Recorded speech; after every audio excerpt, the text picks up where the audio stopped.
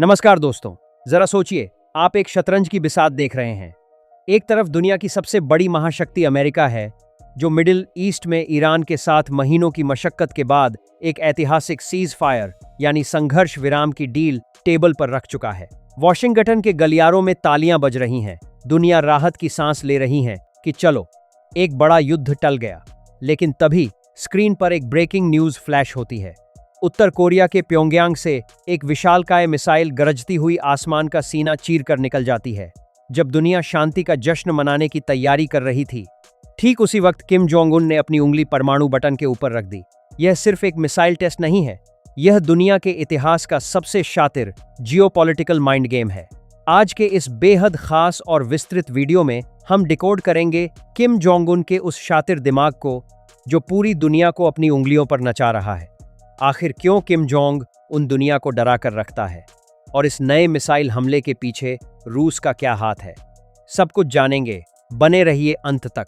सबसे पहले उस बड़े सवाल का जवाब ढूंढते हैं जो हर इंसान के मन में आता है। आखिर किम जोंग उन बार बार दुनिया को परमाणु युद्ध की धमकी क्यों देता है? क्या वह सचमुच पागल है?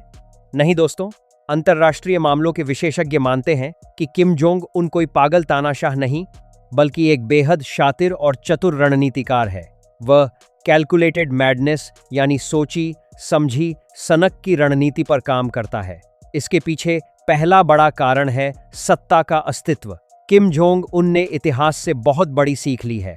उन्होंने देखा कि कैसे लीबिया के कर्नल गद्दाफी और इराक के सद्दाम हुसैन ने जब अपने परमाणु कार्यक्रम बंद किए तो अमेरिका ने उन्हें सत्ता से उखाड़ फेंका और उनकी मौत हो गई। किम जानते हैं कि उनके पास कोई बड़ी अर्थव्यवस्था नहीं है, न ही उनके पास जनता का समर्थन है। उनके पास सत्ता में बने रहने का इकलौता जरिया है परमाणु बम। दूसरा कारण है आर्थिक ब्लैकमेलिंग। जब भी उत्तर कोरिया पर अंतर्राष्ट्रीय प्रतिबंध सख्त होते हैं और देश में भुखमरी जैसी स्थिति आती है, किम जोंग उन्हें एक बड़ा मिसाइल टेस्ट कर देते हैं। वह दुनिया को डराते हैं ताकि अमेरिका और उसके सहयोगी देश डरकर टेबल पर आएं, प्रतिबंधों में ढील दें और उत्तर कोरिया को आर्थिक मदद या अनाज मुहैया कराएं। तीसरा कारण है घरेलू नियंत्रण। उत्तर कोरिया की जनता बहुत गरीबी में जीती है, उन्हें बाहरी दुनिया का सच नहीं पता।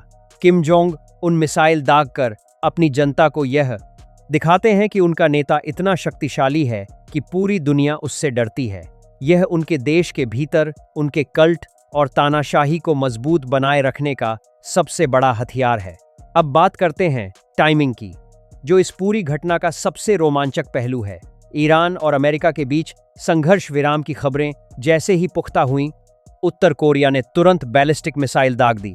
यह कोई संयोग नहीं है, जियोपॉलिटिक्स में टाइमिंग ही सब कुछ होती है।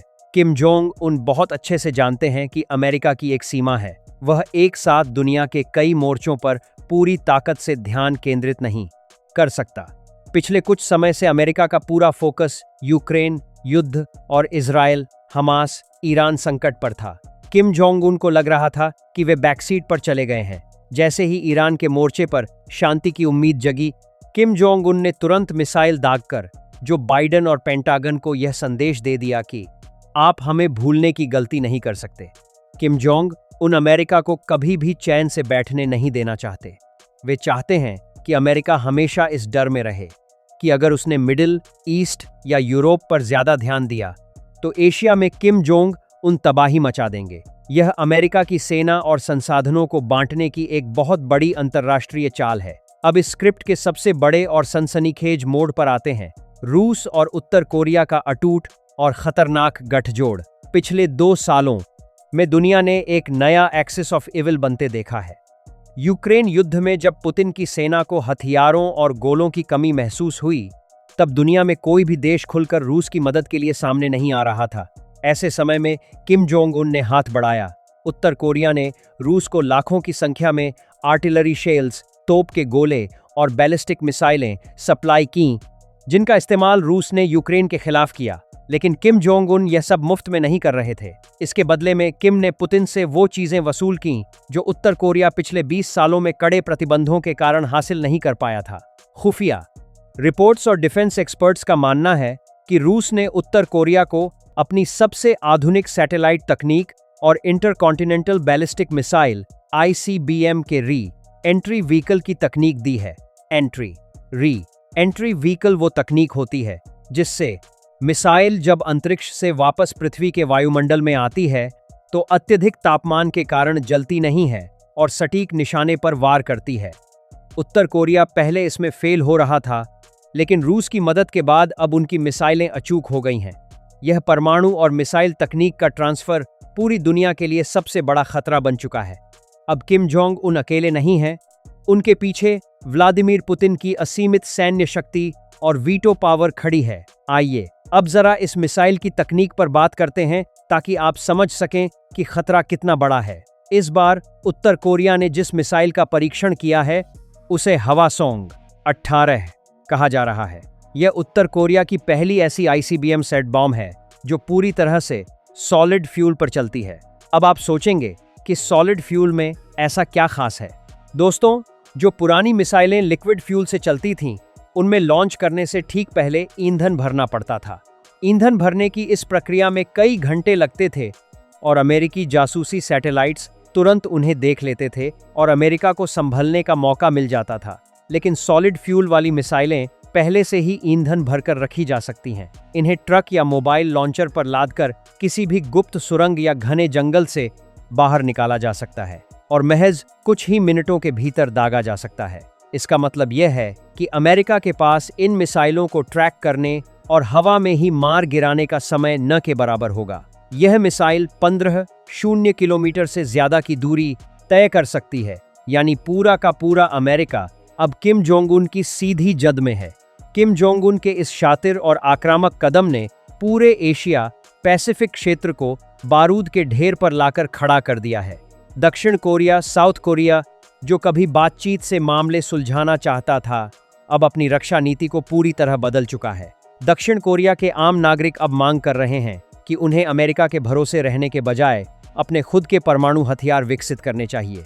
वहीं दूसरी ओर जापान ने अपने द्वितीय विश्व युद्ध के बाद के शांतिवादी संविधान को दरकिनार करते हुए अपने रक्षा बजट को दोगुना कर दिया है और वे अब ऐसी मिसाइलें खरीद रहे हैं जो सीधे उत्तर कोरिया के अंदर हमला कर सकें। भू राजनीतिक दृष्टिकोण से देखें तो चीन इस पूरी स्थिति का सबसे बड़ा साइलेंट बेनिफिशियरी है। चीन कभी नहीं चाहता कि कोरियाई प्रायद्वीप में पूरी तरह से शांति हो, क्योंकि अगर ऐसा हुआ तो अमेरिका अपनी पूरी नौसेना चीन को घेरने में लगा देगा। उत्तर कोरिया जितना ज्यादा हंगामा करेगा, अमेरिका उतना ही उलझा रहेगा और चीन को ताइवान पर अपनी पकड़ मजबूत करने का मौका मिलता रहेगा। दोस्तों, कहानी का सार यह है कि ईरान यूएस सीज़फायर के बाद किम जोंग उन का यह मिसाइल हमला कोई अकेला वाकया नहीं है। यह एक बहुत बड़े ग्लोबल गेम प्लान का हिस्सा है। किम जोंग उन का शातिर दिमाग यह अच्छी तरह जानता है कि दुनिया को कब, कैसे और कितना डराना है। रूस की हाई टेक मदद और चीन के मौन समर्थन के साथ उत्तर कोरिया अब एक ऐसे मुकाम पर पहुंच गया है जहां उसे रोक पाना लगभग नामुमकिन सा लग रहा है। दुनिया भले ही मिडिल ईस्ट में शांति के सपने देख रही हो, लेकिन प्योंगयांग से उठी मिसाइलों की गूंज चीख चीख कर कह रही है कि आने वाले दिन बेहद अशांत और खतरनाक होने वाले हैं। साथियों, अंतर्राष्ट्रीय राजनीति की यह बिसात सचमुच रोंगटे खड़े कर देने वाली है। आपको क्या लगता है? क्या किम जोंग उन के इस बढ़ते खतरे को रोकने के लिए अमेरिका को कोई कड़ा कदम उठाना चाहिए या फिर कूटनीति ही इकलौता रास्ता है? अपने विचार नीचे कमेंट बॉक्स में जरूर लिखें, हम आपके कमेंट्स पढ़ते हैं।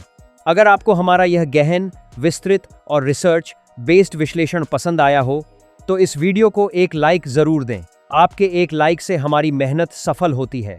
वैश्विक सुरक्षा, जियोपॉलिटिक्स और डिफेंस से जुड़ी ऐसी ही सच्ची और गहराई से भरी जानकारियों के लिए हमारे चैनल को अभी सब्सक्राइब करें और नोटिफिकेशन बेल को ऑल पर सेट करें ताकि आप कोई भी महत्वपूर्ण अपडेट मिस न करें।